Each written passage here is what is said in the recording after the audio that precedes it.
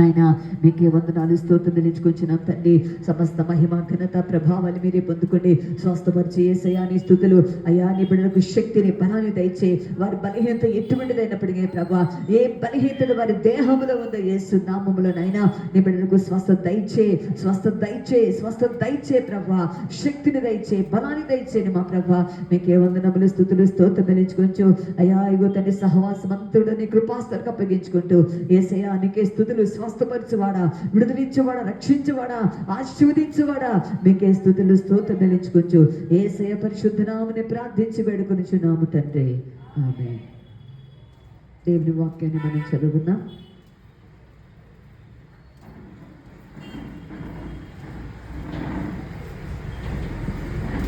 అందరూ కూడా లేచి నిలబడి పరిశుద్ధ గ్రంథముల నుండి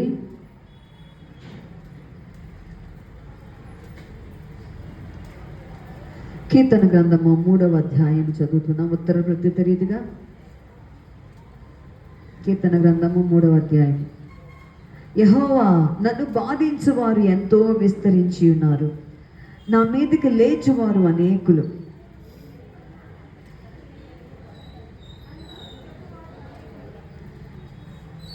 యెహోవా, నీవే నాకు కేడెముగాను, నీవే నాకు అతిశయాస్పదముగాను, నా తల ఎత్తువాడవుగాను ఉన్నావు.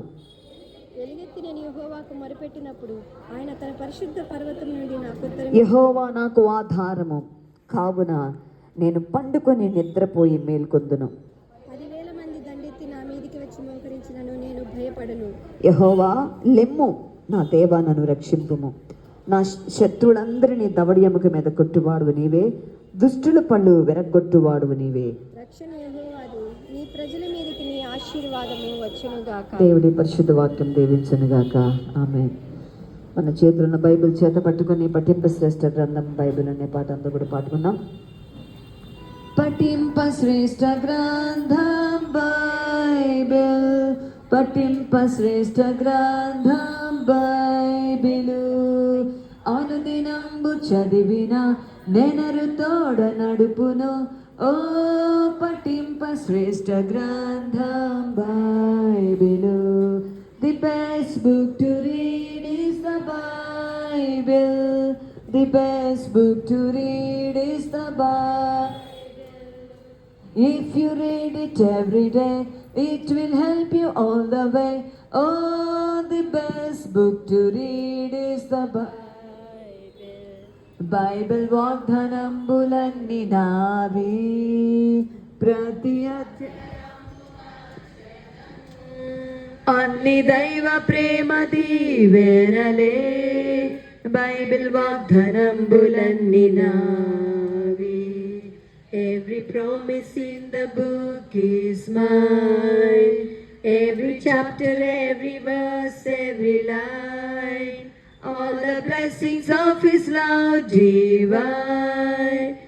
Every promise in the book is mine.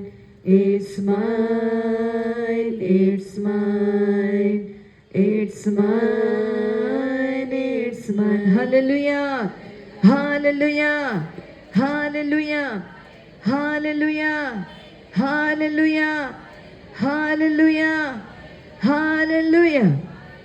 దయచేసి అందరూ కూడా కూర్చుందాం.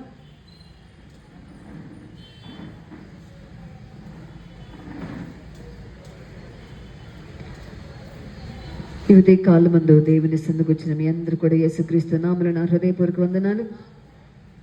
మరి దేవుని వాక్యంలోనికి వెళ్దాం. ఉదయకాలమందు ఫస్ట్ ఆరాధనలో, మొట్టమొదటి ఆరాధనలో ఏ వాక్యాన్ని పంచుకున్నానంటే, మీకు ఇది సెకండ్ సర్వీస్ కదా, పొద్దున ఏం చెప్పారన్న ఆలోచన వచ్చిద్దా? ఎవరన్నా అడుగుతారా?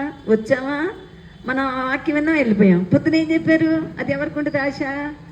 వాక్యం గురించి ఎవరైతే నీతి ఆకలికి దప్పులు కలిగి ఉంటారో, ఏం చెప్పారో, ఏం మాట్లాడారో అన్న ఆశ ఉన్న వాళ్ళకి ఉంటుంది, లేకపోతే వెళ్ళిపోవడమే. ఉదయకాలం ముందు దేవుని వాక్యాన్ని ఏం చెప్పినామంటే, జక్కయ్య గురించి చెప్పినా. కొత్తగా దేవుడు నడిపించాడు కొత్త జక్కయ్య గురించి. జక్కయ్య ఏమెక్కాడు? జక్కయ్య అనగా మనకి ఏం గుర్తొచ్చింది? మేడు చెట్టు కదా, మేడు చెట్టు ఎక్కాడు జక్కయ్య.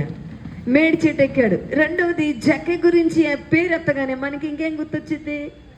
పాపి. జక్క ఎవరు? పాపి. డబ్బుల దగ్గర మోసం చేశాడు. అతని గురించి అబ్బో మంచి కంటే చెడ్డ ఎక్కువ మాట్లాడతాం మనం కదండి. ఒక వ్యక్తి గురించి మంచి చెప్పాలంటే కొంతమందికి అస్సలు ఇష్టం ఉండదు. అమ్మో అంత పొగిడేస్తున్నారేంటి. అదే చెడ్డగా చెప్పాలనుకో హ్యాపీగా మాట్లాడుకుంటారు కూర్చొని. మరి జక్కయ్య గురించి చెప్పాలంటే జక్కయ్య పాపి, మోసగాడు, ధనాపేక్ష కలిగిన వాడు. జక్కయ్య అనగానే అన్నీ గుర్తొచ్చేస్తాయి కదా. కానీ బైబిల్లో జక్కయ్యని దేవుడు ఏం చేశారంటే బాగా హైలైట్ చేశారు. అందుకే మనుషుల్లో ఘనంగా ఎంచబడింది దేవుని దృష్టికి ఎలా కనపడుతుంది? నీచంగా కనపడుతుంది. ప్రియమైన వాళ్ళ మనం ఎవరి దృష్టిలో ఘనంగా ఉండాలి? బంగారము అంటే మరి మంచి మంచి చెవులు పెట్టుకొని, మంచి నగలు వేసుకొని, మంచి బట్టలు వేసుకొని బాగా అట్టహాసంగా వచ్చామనుకో మనుషులు ఏమనుకుంటారు? చాలా ఫంక్షన్కి వెళ్ళేటప్పుడు మామూలుగా వెళ్తామా మనం? చెప్పాలి, ఎప్పటికన్నా వేసుకున్న బట్టల కన్నా ఖరీదైన బట్టలు తెస్తాం. మన చెప్పులు కూడా ఖరీదుగా ఉండాలి, అవునా? ఇంకా ఈ మెడ బరువెక్కిపోద్ది ఆడవాళ్ళకైతే, చెవులు బరువెక్కిపోతాయి, ఏళ్ళు బరువెక్కుతాయి, ఇక్కడ హ్యాండ్స్ బరువెక్కుతాయి, తల బరువెక్కిద్ది. మా తమ్ముడు వాళ్ళు వచ్చారు కదా, ఒకళ్ళింటికి వెళ్ళాం భోజనాన్ని పిలిస్తే, మధ్య దారిలో ఫంక్షన్ కదా, ఒక చోట ఆపి మా బంధువులంతా పువ్వులు కొని పువ్వులు అనుకున్నా. ఏంటి ఫంక్షన్ అంటే ఏం ఎక్కాలి? బరువు, తల బరువు ఎక్కాలి. మెడ మామూలుగా ఒక గొలుసు వేస్తారు, అప్పుడు 4-5 గొలుసులు పడిపోతాయి మెడకి. మనుషులు మనం ఎలా కనపడాలి? అమ్మో చాలా బంగారం ఉందే, బాగా వచ్చిందే, ఏమా మంచి కారులో వచ్చిందే, అమ్మో ఎంత గొప్ప. దేవుని దృష్టిలో వారు ఎలా కనబడతారు చూడండి. ప్రియమైన వాళ్ళరా, దేవుని వాక్యం సెలవిస్తుంది, దేవుని దృష్టిలో మనం గొప్పవారుగా కనబడటమే దేవునికి ఇష్టం. దేవుని దృష్టిలో మనం గొప్పవాళ్ళం కనపడాలి. అంటే నువ్వు చీపి బట్టలు వేసుకోమని దేవుడు చెప్పట్లా, పనికిరాని చెప్పులు వేసుకుని తిరగమని దేవుడు చెప్పట్లా. శుభ్రంగా ఉండాలి, నీట్గా ఉండాలి. నీ హృదయము దేవుని దగ్గర ఎలా ఉండాలంటే ఎలా ఉండాలి? చాలా సున్నితంగా ఉండాలి. ఉదయకాలం ఇదే వాక్యాన్ని పంచుకున్నా. జక్కయ్య ఏం చేశాడు? ఎవ్వరు చేయని పని జక్కయ్య చేశాడు. ఎవ్వరు చేయలేని పనిని ఎవరు చేశారు? దేవుడు కూడా మనం ఏం చెప్తున్నాడు? ఎవ్వరు చేయలేనట్టుగా చేయరు. రావు ఎప్పుడు చెప్తారు, ఈ పని ఒక పని దేవుడు మనకు అప్పగిస్తే ఇంకొకళ్ళు దాన్ని చెప్పకూడదంట, ఇలా చేసేవి అంత పర్ఫెక్ట్గా. అందుకే పౌలు అంటాడు, ఏమంటాడంటే అపోస్తులు అందరి గురించి మాట్లాడుతూ, శ్రేష్ఠుడని అపోస్తులందరూ కంటే నేను తక్కువను కాను, ఎందుకంటే వారందరికంటే నేను ఎక్కువగా శ్రమ పడ్డా అంటాడు. ఎవ్వరు చేయలేని పని ఏం చేశాడు జక్కయ్య? జక్కయ్య ఏం చేశాడు? చెట్టు ఎక్కేశాడు. జక్కయ్య ఏమెక్కాడండి? ఏం చెట్టు ఎక్కాడు? కొబ్బరి చెట్టు ఎక్కాడా? తాడి చెట్టు ఎక్కాడా? ఏం చెట్టు ఎక్కాడు? జామ చెట్టు ఎక్కాడా? జాంకాయలు కోసుకోవడానికి. ఆయన కాయల మీద దృష్టి లేదు, ఆయనకి అక్కడ ఉన్నటువంటి దేని మీద దృష్టి లేదు, కానీ ఆయన దృష్టి అంతా దేవుని మీదనే ఉంది. ఆయన దృష్టి అంతా దేవుని చూడాలనే ఉంది. అందుకే ఏం పట్టించుకోవాలా. ఏం ఎక్కేశాడండి? మేడి చెట్టు. చాలామంది మేడి చెట్టు గురించి చెప్తారులేండి. మేడి చెట్టు మనకి చిన్నప్పుడు పద్యాలు నేర్చుకుంటే, మేడి పండు చూడు, మేలిమహిండు పొట్ట విప్పి చూడు. అది జక్కయ్య పోలుతారు అందరూ. జక్కయ్య అటువంటి వాడు, అందుకే ఆ చెట్టు ఎక్కాడు. కానీ జక్కయ్య చాలా మంచోడు, జక్కయ్య నీతిమంతుడు. అందుకే ప్రభు ఏమన్నాడంటే, ఓ శాస్త్రులారా, పరిసయ్యారా, మనుష్యుల్లో మీరు ఎలా కనబడతారు? నీతిమంతులుగా కనబడతారు, కానీ మీరు సున్నం కొట్టిన సమాధులాగా ఉన్నారు. తను వెంబడిస్తున్న సమూహంతో ప్రభు మాట్లాడుతుంటే, ఇదిగో వేశ్యలకైనా పరలోకములో స్థానం ఉంటుంది, కానీ వేషధారులకు, మనుషులు ఎవరైనా తప్పు చేస్తే ఎవరా ఇంట్లోనికి వెళ్ళరు. ఒక వ్యక్తి మార్గం తప్పి తిరుగుతున్న అందరి ముందు అసహ్యంగా కనపడతాడు ఆ వ్యక్తి కదండి.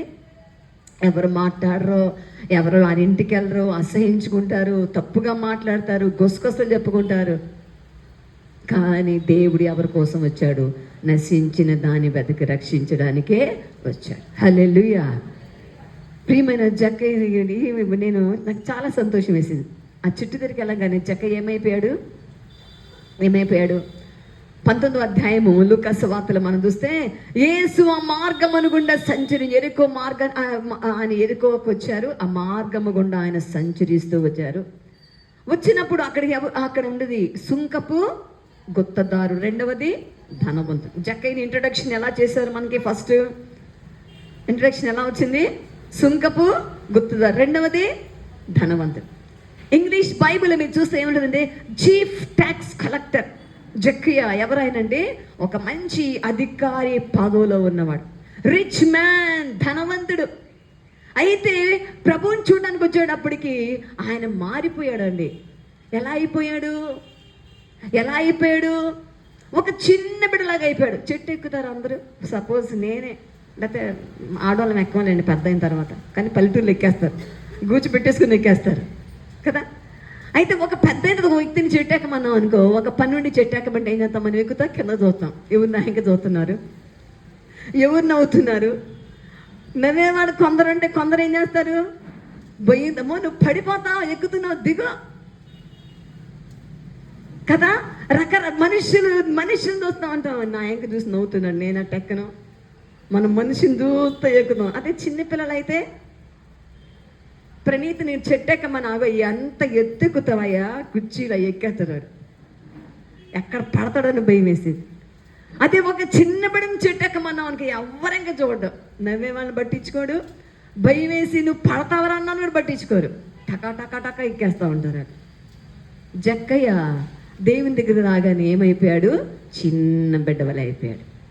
అతను మనసు చిన్న బిడ్డవలే అయిపోయింది. అందుకే ఎవరిని లక్ష్య పెట్టకుండా చెట్టు ఎక్కేశాడు. బైబిల్ సెలవిస్తుంది, మత్తయి సువార్త 18వ అధ్యాయంలో మనం చూస్తే, యేసు ప్రభువు శిష్యులు వచ్చి అడుగుతారు, ప్రభువా మనకి డౌట్లు రావాలి. ఏం రావాలి? బైబిల్ చదువుతుంటే నాకు డౌట్లు వస్తున్నాయి, నేను చదవనని మొయ్యబాకండి. బైబిల్ చదివేటప్పుడు ఏమొచ్చింది? మనకి అర్థం కాదు, సందేహాలు వస్తాయి. అలాంటప్పుడు ఇంకా చదవాలి, దేవుడిని అడగాలి, ప్రభువా మాట్లాడు, నాకు అర్థమయ్యేటట్టు సేవకులను అడగాలి, లేకపోతే నీ తోటి విశ్వాసం అడగాలి, లేకపోతే వారికి అర్థం, వారు చెప్పింది నీకు ఇంకా తృప్తి కలలేదా, ఇంకా నువ్వేం చేయాలి? ప్రభువుని అడగాలి. అపోస్తులు వచ్చి యేసు ప్రభువుని అడుగుతున్నారంట. ఏమని అడిగారు? బోధకుడా, పరలోకములో ఎవడు గొప్పవాడు? ఎక్కడ గొప్పవాడు? భూమి మీద కాదు. భూమి మీద గొప్పతనం అంతా ఏమైపోద్ది? ఈ లోక మహిమంతా వెళ్ళిపోతుంది కదండి.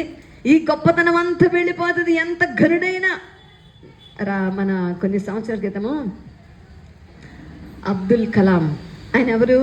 మన గవర్నర్, మంచి సైంటిస్ట్. ఆయన అందరికి తెలుసు కదా, సైంటిస్ట్. ఆయన బాగా చదువుకున్నాడు. ఆయన ఒకరోజు పిల్లలు వెళ్తా ఆయన ఫొటోస్ ఇలా పట్టుకొని అందరూ స్కూల్ పిల్లలు అందరూ 100 మంది పిల్లలు పట్టుకొని వెళ్తున్నారు. నాకు అనిపించింది, అమ్మో ఈయన ఎంత గొప్పవాడా, ఈయన ఎంత గొప్పగా చేస్తున్నారు, మరి గవర్నర్ ఎంత పేరుంది ఈయనకి. కానీ తర్వాత కొన్ని సంవత్సరాలు అయిపోయిన తర్వాత ఒక 2 ఏళ్ళకి ఒక వార్త వినబడింది, అబ్దుల్ కలాం ఇంకా లేడు. ఈ లోకంలో ఎంత చదువుకున్నా, ఎంత ఘనత వచ్చినా, ఎంత వచ్చినా అంత వ్యర్థమే. అందుకే అలెగ్జాండర్ ఏమన్నాడంటే, ఆయన చనిపోయే ముందు తన శిష్యుని పిలిచన్నాడంట, ఇదిగో నేను చనిపోబోతున్నా, నా సమాధిని నన్ను ఊరేగిస్తారు మీరు. ఒక మనిషి, మామూలు మనిషి చచ్చిపోతాను ఏం చేస్తారండి? రోడ్లన్నీ తిప్పకుండా తీసుకెళ్తారు, అది ఊరేగింపు. మరి ఎంత గొప్ప అలెగ్జాండర్ చనిపోతే దేశం అంతా ఊరేగించి తీసుకెళ్తారంట. ఆ సమయంలో అలెగ్జాండర్ అంటున్నారు, ఇదిగో నన్ను తీసుకెళ్ళేటప్పుడు బాక్స్లో నన్ను పెట్టినప్పుడు నా 2 చేతులు బయట పెట్టండి. ఎవరైనా చచ్చిపోయేటప్పుడు చెయ్యట పెట్టారనుకో, దూరంగా ఏం చేస్తారు? దాన్ని తెచ్చి దగ్గర పెడతారు. కాలు పక్కకి వెళ్తే కాలు పక్క పెడతారు. కన్ను తెలుసుకుంది అనుకో, ఏం చేస్తారు? వచ్చి కన్ను మోస్తారు, ఎట్ట నోరు తెలుసుకుని తెచ్చి నోరు మోస్తారు. అన్ని దగ్గర ఉండాలి. అయితే అలెగ్జాండర్ వింతైన మాట చెప్పాడు, నా చేతులు 2 బయట పెట్టండి సమాధుల నుంచి, ఆ బాక్స్ నుంచి, కాఫిన్ బాక్స్లో. అప్పుడు శిష్యుడికి అక్కడ ఉన్నటువంటి పని వాళ్ళకి ఆశ్చర్యం వేసింది. ఏంటి మీరు ఎలా అంటున్నారు రాజుగారు అంటే, ఈ అలెగ్జాండర్ దేశాలని, ప్రపంచాన్ని జయించాడు. అలెగ్జాండర్ ప్రపంచాన్ని జయించాడు, కానీ అలెగ్జాండర్ వట్టి చేతులతో వెళ్ళిపోతున్నాడని ప్రపంచానికి తెలియాలి. శిష్యులు ఇది గ్రహించారు. సమస్తాన్ని విడిచిపెట్టిన శిష్యులు పరలోకం మీద మనసుంది. హల్లెలూయా. యేసు రక్తమందు కడగబడిన సహోదర సహోదరి, దేవుని వెంబడిస్తున్న నీకు నీ మనసు దేని మీద ఉంది? నిత్య రాజ్యం గురించి ఆలోచిస్తున్నావా? అందుకే కొలసి 3:1 ఒక మాట రాయబడి ఉంటుంది, మీరు క్రీస్తుతో కూడా లేపబడిన వారైతే, మీరు రక్షించబడిన వారైతే, యేసు నడిచేవారైతే పరలోకం మీద పైనున్న వాటి మీద కానీ భూ సంబంధమైన వాటి మీద మీరు ఏం పెట్టద్దు. పిల్లోడు చదవపోతే అడిగి బగిలిపోతాడు, పాస్ అవుతాడు. 2 మార్కులు తక్కువ వస్తే ఎన్ని తిడతామో. ఏమైంది తక్కువ వస్తే అంత కోపమా నీకు? వాడు చదివాడు, వచ్చిన మార్కులు దేవుడు ఇచ్చాడు అనుకో, నువ్వు ప్రార్థన చేయి, ప్రభువా ఇంక 2 ఎక్కువ మార్కులు వచ్చాడు చేయి. నీకు కొట్టను, నీకు ట్యూషన్ పెట్టానురా, నీకు ఇంత డబ్బులు కట్టానురా, నష్టం చేస్తున్నావు. నాకు బాగా ఇన్ని తిడతారో తల్లిదండ్రులు.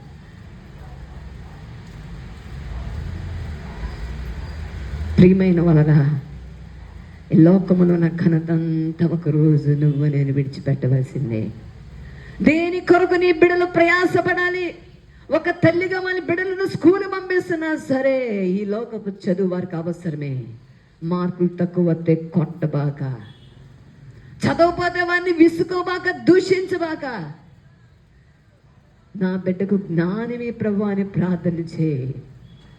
దేని కొరకు నీ బిడ్డ ఎక్కడుండాలి? ఆనాడు యాకోబు యోహాను తల్లి యేసు ప్రభు దగ్గరికి వచ్చండి, నీ బోధకుడ ప్రభువా. ఆమె వచ్చి నిలబడితే ప్రభు అన్నారు, ఏం కావాలమ్మా నీకు? దేవుని మందిరానికి వచ్చినప్పుడు ప్రభు మనల్ని ఏమడుగుతారు? ఏం కావాలి నీకు? అడగరా అండి? అడుగు అన్నాడు ఆయన. అడుగుడి మీకు ఇవ్వబడను. భూ సంబంధం వాళ్ళందరూ ఏమడుగుతారు? ఎప్పుడు అడుగుతారు. మా బిడ్డలందరూ దేవుని కొరకు నిలబడాలని ప్రార్థన చేయమంటావు ఎప్పుడన్నా? పెళ్ళి అవ్వట్లేదా? అయ్యింది. ఇల్లు కట్టలేదా? కడతావు. అప్పుడు తీరు వీటి మీదే మనసు ఉంటుంది. నేను నా ఇంటి వారిని యెహోవానే, మేమందరం దేవుని కొరకు పని చేయాలని ప్రార్థన చేయండి అని అడుగుతారా? అట్లా అడిగే వాళ్ళే కనపడరు. మన మనసు దేని మీద ఉంటుందో దాని గురించే మనం ప్రాకులాడుతూ ఉంటాం.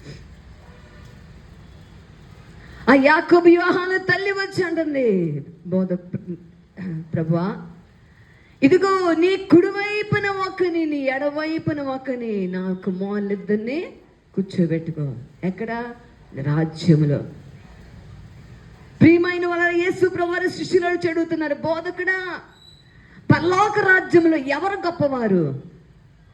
ఎవరు గొప్పవారు అంటే వెంటనే ప్రభు అన్నారు, అక్కడ ఏమన్నారంటే,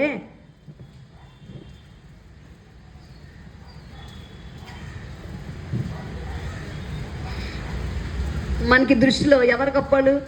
చర్చకొచ్చే బయట సంగతి మర్చిపోదాం, గోల్డ్ మెడల్ సంగతి మర్చిపోదాము, పోస్టులు పెద్ద పెద్ద పోస్టుల సంగతి మర్చిపోదాము అండి, కలెక్టర్ పోస్టులు, ఆ పోస్టులు, ఈ పోస్టులు, లెక్చరర్ ఇవన్నీ అన్నీ మర్చిపోదాం. ఇప్పుడు చర్చ్ గురించి ఆలోచిద్దాం. సంఘంలో ఇక్కడ ఎవరు గొప్పలుగా ఉంటారు చెప్పండి? రోజు చర్చికి వచ్చే వాళ్ళ మీద ఉంటుంది. అమ్మో ఏం రోజు గుడికి వాళ్ళు మన దృష్టిలో గొప్ప. ఏం బాగా ఉపవాసాలు ఉంటుందండి, కఠినంగా ఉపవాసాలు వాళ్ళు మన దృష్టిలో గొప్పలు.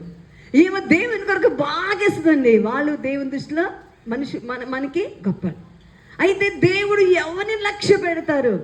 ఎక్కువ ఇచ్చే వాళ్ళు లక్ష్య పెడతారా? యేసు ప్రభువారు ఒకరోజు కానుక పెట్టి తిరిగి కూర్చున్నారు. ఎక్కడున్నారు ఆయన? గట్టి చెప్పండి, ఎక్కడున్నారు? ఆయన మందిరంలో సంచారం చేస్తూ ఉంటాడు, ప్రతి మనుష్యుని చూస్తూ ఉంటాడు. ఆయన దృష్టి మనుషులందరి మీద ఉంటుంది. ఈ మందిరం అయిపోయింది, ప్రార్థన అయిపోయింది, అతన్ని వాస్తవం ఇక్కడికి ఏ విధంగా నువ్వు కానుక నువ్వు ఎంత ఇస్తున్నావో చూడ్డా ఆయన. మా చిన్నప్పుడు మేము వెళ్ళే సంఘంలో పాట పాడేవారు, సమర్పణ చేయుము ప్రభువు. పాడదాం, అందరూ వచ్చినట్టు పాడండి. సమర్పణ చేయుము ప్రభువు నాకు, నీ దేహము ధనము సమయమును. హల్లెలూయా. చాలా బాగుంటుంది ఈ పాట. ఎందుకంటే ఈ పాట మనం అయ్యగారు పాడినవారు కాలికి వేసేటప్పుడు, అందుకే ఇప్పుడు పాడు. కసులు రెండి చెను పేదరలు, ముందేముంటుంది? ప్రభుని ప్రేమించిన పేదరలు, కసులు రెండి చెను కానుకగా, జీవనమంతటి దేవునికి చెన్ అట్లిచ్చిదవా. సమర్పణ చేయుము ప్రభువునకు, నీ దేహము ధనము సమయ మందిరమును. హల్లెలూయా. ఇక్కడ మార్కు సువార్త 12వ అధ్యాయము 41వ వచనం చూడండి. మార్కు సువార్త 12:41. ఆయన కానుక పెట్టి ఎదుట కూర్చుండి. యేసు ప్రభువారు ఎక్కడ కూర్చున్నారు? గట్టిగా ఎక్కడ కూర్చున్నారు? ఆయన ఎక్కడ ఉంటాడు? దేవుని మందిరం అంతా తిరుగుతూ ఉంటాడు. ఏ మనిషి విరిగిన మనసుతో ప్రార్థిస్తూ ఉంటారో, ఏ మనిషి అయితే సుంకర వలె ప్రభువా పాపినైన నన్ను కరుణించువాడు హృదయ వేదంతో ప్రార్థన చేస్తా ఉంటారు, వారి వద్దకు ఆయన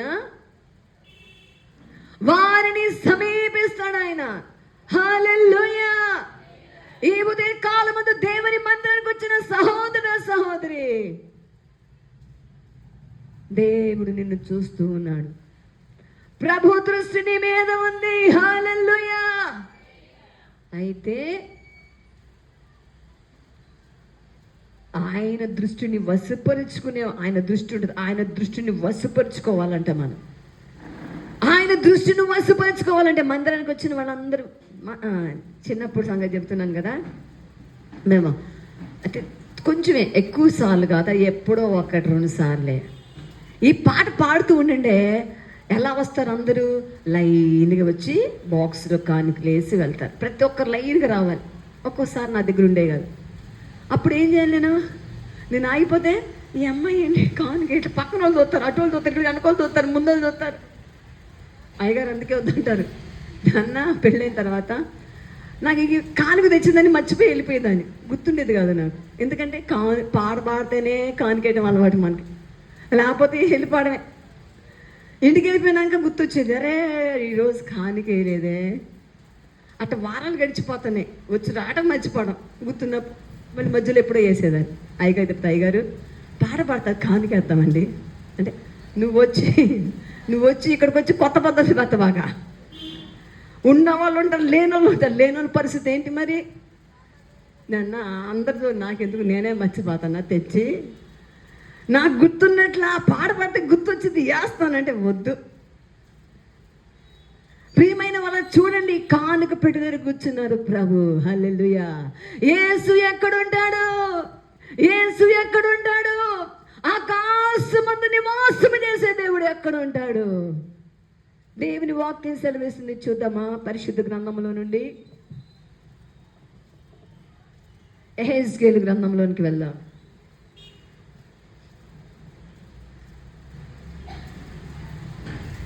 యెహెజ్కేలు గ్రంథము 43వ అధ్యాయము 7వ వచనం మనం చూద్దాం. నరపుత్రుడా, ఇది నా పాదస్థలము, ఇది నా గద్దెపీఠము, నా పాదపీఠము. ఇక్కడ నేను ఇశ్రాయేలు మధ్య నిత్యము నివాసము చేసేదను. హల్లెలూయా. యేసు ఎక్కడుంటాడు? యేసు ప్రభు ఎక్కడుంటాడు? ఆయన ఎక్కడ నిత్యము నివాసము చేస్తూ ఉంటాడు. ఆయన మహిమ ఎక్కడ ఎప్పుడు సంచారము చేస్తూ ఉంటది. ఆకాశమందు ఉంటాడు ఆయన. యెషయా గ్రంథం 66లో ఉంటుంది కదా, ఆకాశము నా సింహాసనము, ఆయన దృష్టి భూమి మీద అంతా సంచారము చేస్తూ ఉంటది.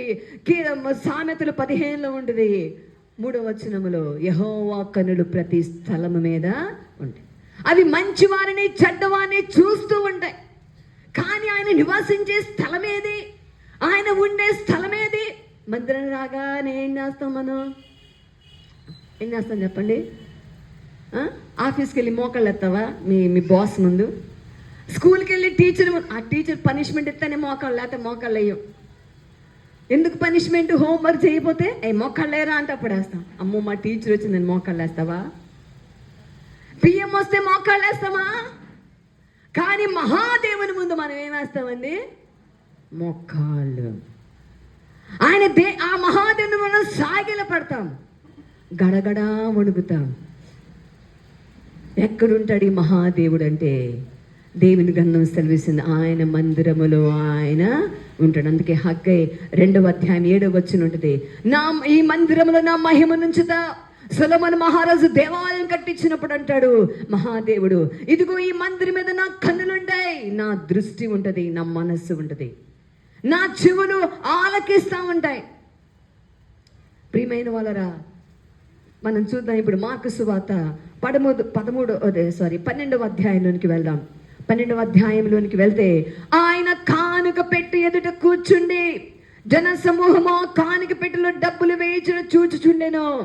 ధనవంతులైన వారు అనేకులు అందులో విశేషముగా సొమ్ము వేయించి ఉండిరి.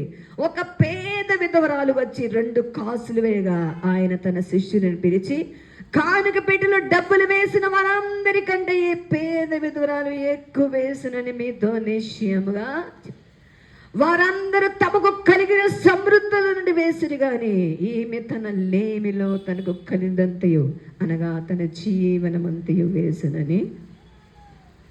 యేసు ప్రభువు కానుక పెట్టె దగ్గర కూర్చున్నాడు. హల్లెలూయా! ఆయన బలిపీఠం దగ్గర ఉంటాడు. ఆయన మందిరమంతా సంచారం చేస్తూ ఉంటాడు. గుమ్మము దగ్గర ఉంటాడు. దేవుని మందిరము పరిశుద్ధమైనది. అందుకే లేవియా కాండములో ప్రభు మాట్లాడతాడు 19వ అధ్యాయంలో, నా మందిరాన్ని మీరు అపవిత్రపరచకూడదు, నా మందిరాన్ని మీరు మన్నించాలి, అంటే గౌరవించాలి. ఆ కాను బెడదలు కూర్చున్నప్పుడు ధనవంతులు వచ్చారంట. నేను చెప్పాను కదా, నా దగ్గర ఎప్పుడైనా డబ్బులు లేవనుకో నిల్చునేదాన్ని. అందరు వేస్తుంటే నాకు ఏం చేయాలి అర్థమయ్యేది కాదు. ఇప్పుడు అట్ట ఆగిపోతే వెనకాల వాళ్ళు చూస్తారు, ముందు వాళ్ళు చూస్తారు, పక్కన వాళ్ళు చూస్తారు, ఇటు అటు కుడి ఎడమైన చూస్తారు. ఇప్పుడు నేను ఏం చేయను, అట్ట నుంచి ఉండే అట్ట ఇక అందరిలాగే డబ్బులు ఉన్నట్టు గుప్పుడు మూసేదాన్ని.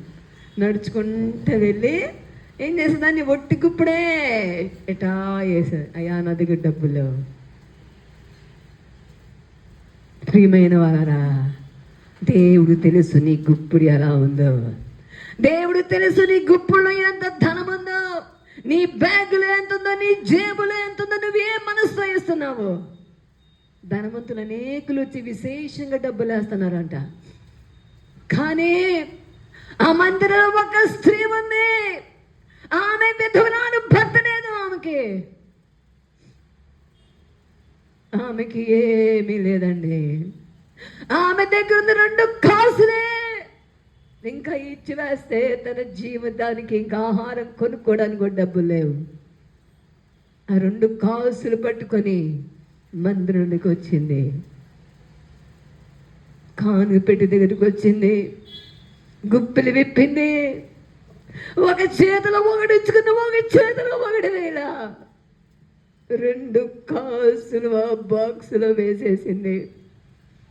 మహాదేవుడు చూస్తూ అంటున్నారు. శిష్యులు పిలిచారు. ఆయన, ఇదిగో ఈ ధనవంతులందరూ విశేషముగా, అంటే ఎంత విశేషం అంటే ఎక్కువగా ధనం ఇచ్చారు. కానీ పేద విధవరాలు తనకున్న జీవనం అంతా వేసింది. అందరికంటే ఏమేం చేసింది, ఎంత ఇచ్చింది, ఎక్కువ. హల్లెలూయా, హల్లెలూయా, హల్లెలూయా. అందరికంటే ఎక్కువ ఇచ్చింది ఈమె. సహోదర సహోదరి, దేవుని దృష్టిలో నువ్వు గొప్పగా ఉన్నావా? ఏం కావాలి నీకు? మనిషి దగ్గర ఘనత కావాలా? మనిషి దగ్గర మంచోడు అనిపించుకోవాలా? మనుషులు ఏమి ఎక్కువ ఇచ్చింది. అందుకే ఏం చేస్తారు, ఫ్యాన్లు ఇస్తారా, పేర్లు రాస్తారు, ఇది తిరుగుతూ ఉంటాయి వాళ్ళ పేరు. కుర్చీ ఇచ్చారు, వెనకాల పేరు, దబరలు ఇస్తే పేరు. అన్నిటి మీద ఏం కనపడాలి? ఏం కనపడాలి చెప్పండి? నీ పేరు, మీ ఆయన పేరు, మీ పిల్లల పేరు, ఇంకెవరి పేరు, ఇంటి పేరుతో సహా రాస్తారు. ప్రభు ఏమన్నారు? నీ కుడి చేతి ఇచ్చేది. ఈ దేశాన్ని ఎవరిచ్చారండి? దేవుడు మెచ్చుకోవాలి, నిన్ను నీ కాపరి మెచ్చుకోవాలి. మా సంఘంలో ఒక విశ్వాసం ఉందండి, ఆమె పేరు రాయిదిస్తుంది రహస్యంగా. హల్లెలూయా. మనుషుల దృష్టిలో ఎవరైతే ఘనపరచబడతారో దేవుని దృష్టిలో వారు ఏమవుతారు? తోసేస్తాడు దేవుడు. ఆ పరిసయుడు వచ్చి ఏమంటున్నాడు? వారానికి 2 రోజులు ఉంటాను ఉపవాసం ఉంటున్నారా? శనివారం ఉపవాసం ఉంటున్నారా? ఉపవాసం ఉన్నాం.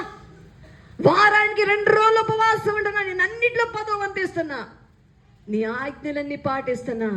ఇదిగో ఈ సుంకర్ లాంటి వాడిని కాదయ్యా. ఒకసారి ఉపవాసం ఉండాలి. ఒక ఆమెకి దయ్యం పట్టింది. మందిరాన్ని తీసుకొని వచ్చారు. ఆమెని అయ్యగారు కూర్చున్నారు. నా ఆత్మీయత జసంతరాయ్ గారు దేవునితో నడిచినవాడు, దేవునితో పోరాడినవాడు, నమ్మకంగా దేవుని సేవ చేసినవాడు. రాత్రంతా శనివారం వస్తే మందిరంలో ప్రార్థన చేసేవారండి విశ్వాసంతో కలిసి. ఇంట్లోకి వెళ్ళి పడుకునేవాడు కాదు ఆయన. మేము కూడా ఉండేవారు శనివారం. ఆ దయ్యం పట్టిన స్త్రీని తీసుకుని వచ్చి మధ్యలో పెడితే అప్పుడు ఒక మాట అన్నారు, ఎవరు ఉపవాసం ఉన్నారు రండి ఇక్కడ ప్రార్థన చేద్దరు. కానీ ఉపవాస ప్రార్థన చేయాలి. అప్పుడు ఉపవాసం నేను అన్నా, నేను కూర్చుంటే కొంతమంది కూర్చున్నారు. వాళ్ళు ఏంటి మ్యాచ్ తినొచ్చినోడు అన్నమాట. అన్నందే నచ్చినోడు గుడికి, ఆకలి తట్టుకోలేక తినొచ్చినోడు. మన కడుపే మనకేమైపోద్ది. ఒకసారి ఒకరోజు చెప్తా, దేవుడు అవుతారంట మన కడుపు మనకి. ప్రియమైన వాళ్ళ వారి కడిపే వానికి దేవుడు. కొంతమంది అంటే కూర్చున్నారు. నేను రాగానే ఎందుకో అంటే నేను గొప్పదాన్ని చూస్తే చుట్టూ కూర్చున్నారు జనాలు. దేవుని దృష్టిలో మనం ఎలా కనబడాలి? గొప్పవారంగా. ఆ ఉపవాసం లేని వాళ్ళు కృంగిపోయి ఉంటారు కదా. వాళ్ళ పశ్చాత్తాపం దేవుని సేవకుడు ఇలా అడిగాడే, ఇక్కడి నుంచి నేను రావాలి ఉపవాసంతో. ప్రియమైన వాళ్ళరా, సహోదరి సహోదరి, మనుష్యుల దగ్గర గొప్పను కోరుకుంటున్నావా? దేవుడు నిన్ను తోసివేస్తాడు. జక్కయ్య వచ్చాడు. ఎక్కడికి వచ్చాడు? మేడి చెట్టు దగ్గరికి. జక్కయ్య మర్చిపోయాడు తన ధనవంతుడని. జక్కయ్య మర్చిపోయాడు తన చీఫ్ ట్యాక్స్ కలెక్టర్ అన్న పదవి మర్చిపోయాడు. ఎట్ట ఎక్కుతున్నాడు చెట్టు? ఎవరన్నా పెద్దోళ్ళు ఎక్కుతుంటే ఏం చేస్తారండి? ఇప్పుడు నేనే చెట్టు ఎక్కాను అనుకో, నాకు నడుము నొప్పి, ఈ మధ్య కాలు ఎముక కరిగింది, చాలా బలహీనతలు ఉన్నాయి. ఒకవేళ నేను ఆరోగ్యంగా ఉన్నా, నేను చెట్టు ఎక్కాను అనుకో, ఎక్కుతున్నాను అనుకో, ఏం చేస్తా? 54 సంవత్సరాలు ఈ వయసులో నేను చెట్టు ఎక్కాను అనుకో, ఏం చేస్తా? ఎక్కగానే ముందు ఎక్కేటప్పుడు చూస్తా, ఇటు చూస్తా, అందరిని చూస్తా, ఇంకొంచెం ఎక్కినాక మళ్ళీ చూస్తా. నవ్వే మంది చూసి నాకు సిగ్గేసిద్ది. మేరీ జాగ్రత్త నన్ను చూసి భయం వేసిద్ది. జక్క ఏం పట్టించుకోవాలా? ఎవరు నవ్వుతున్నా చూడలా, ఎవరు భయపెడుతున్నా చూడలా. జక్కయ్య చెట్టు దగ్గర రాగానే ఏమైపోయాడు తెలుసా? ఇదిగో ఆయన ఎక్కున్నాడు. చెట్టు ఎక్కరా అంటే ఏం చేస్తాడు? బరాబరా ఎక్కేస్తాడు. నవ్వినా పట్టించుకోడు. అరే భయపడినా బట్టి, భయం వేస్తున్నా భయం చెప్తున్నా పట్టించుకోడు, ఎక్కేస్తాడు అంతే. అందుకే ప్రభు ఏమన్నాడంటే, ప్రభు ఏమన్నాడు? దేవుడు ఏం చెప్పాడు సహోదరుడా? మత్తయి సువార్త 18వ అధ్యాయం మనం చూస్తే ఉంది. యేసు ప్రభువు శిష్యులు అడుగుతున్నారు, ప్రభా బోధకుడా, పరలోకంలో ఎవరు గొప్పవాళ్ళు? ఎక్కడ గొప్పవాళ్ళండి? మనం ఎక్కడ గొప్పవాళ్ళగా ఉండాలి? గట్టి చెప్పాలి. నువ్వెక్కడ గొప్పగా ఉండాలి? భూమి మీద ఎక్కడ గొప్పగా ఉండి? ఇల్లు కట్టాలంటే